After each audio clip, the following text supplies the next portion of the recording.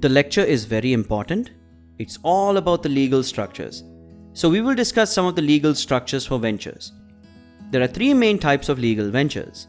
The first one is sole proprietorship, partnership, and then corporate. And in corporate we have private limited companies and public limited companies. The rest of the types are non-governmental organization, holding, groups, subsidiary, etc. Sole proprietorship means one owner, sole trader, sole owner. A business owned and run by one individual. All profit and loss occur to the sole owner.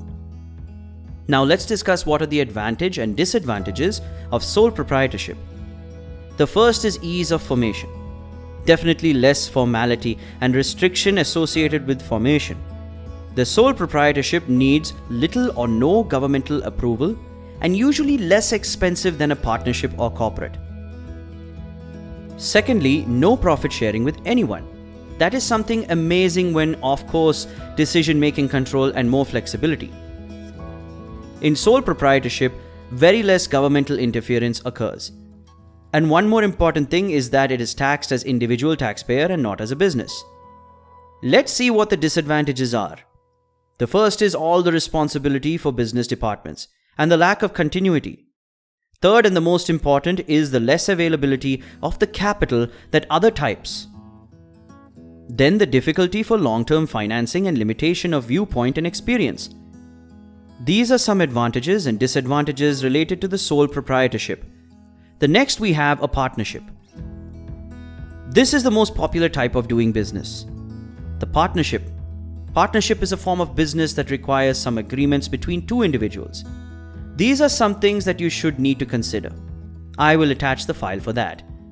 There are so many things like duration of agreement, draws of salaries, sale of partnership interest, employee management, etc.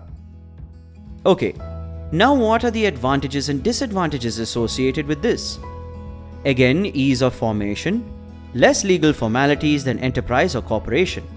The partners are motivated to put forth their best efforts by direct sharing of profits.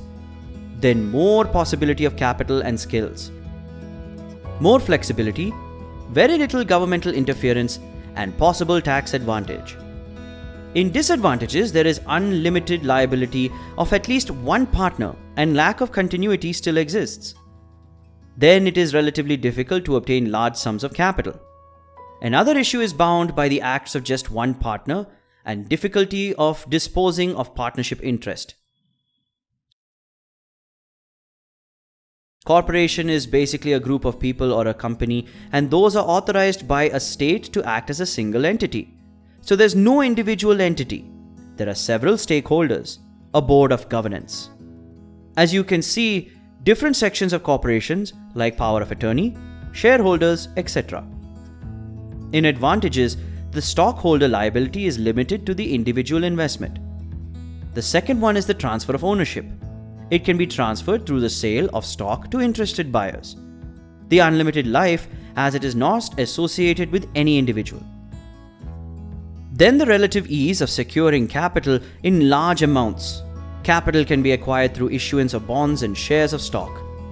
And of course, higher levels of skill and expertise in corporate. In disadvantages, we have limited activities due to different laws. Then the representation issue. Many majority stakeholders outvote the minority. The regulations and higher paperwork needed. The amount of expense is larger, so a larger amount is involved in forming a corporation. Another major issue is the double taxation, both on corporate profit and individual salaries.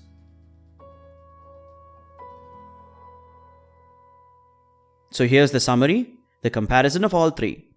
So it is divided in different sections like method of creation, legal position, liability, duration, transferability of interest, management, and taxation. Just go through these. I will also attach a document for this. So that's all for this lecture, and I'll see you in the next one.